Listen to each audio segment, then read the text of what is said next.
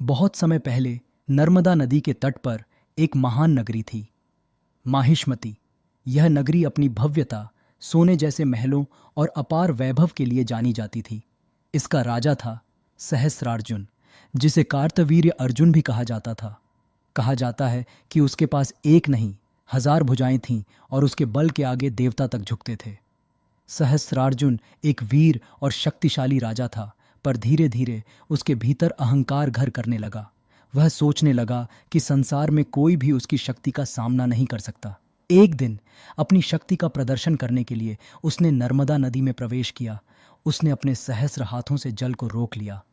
नर्मदा की धारा ठहर गई। जनता ने जयघोष किया, पर यह गर्व का नहीं, अहंकार का क्षण था। उसी समय नर्मदा के किनारे एक महान तपस्वी ध्यानमग्न बैठे थे। मिली भगवान परशुराम। नदी का प्रवाह रुक जाने से उनके तप में विघ्न पड़ा। उन्होंने आंखें खोलीं और उनके नेत्रों में अग्नि प्रज्वलित थी। परशुराम बोले, राजा सहस्रार्जुन, नदी को रोककर तू अपनी शक्ति नहीं बल्कि अपने अहंकार का प्रदर्शन कर रहा है।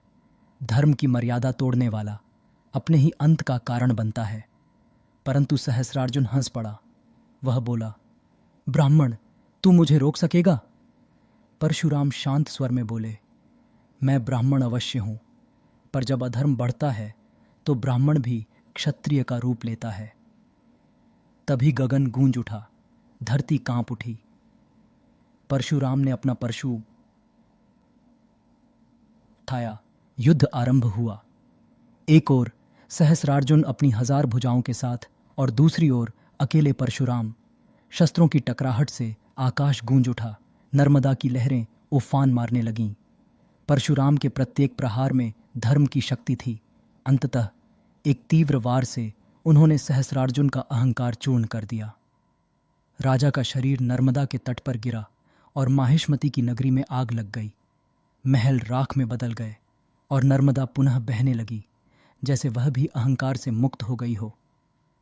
परशुराम ने आकाश की ओर देखा और कहा, जो धर्म के मार्ग से भटकता है उसे मैं बार बार चेतावनी नहीं देता। अधर्म का अंत ही उसका उत्तर है। उस दिन से माहिष्मती की महिमा इतिहास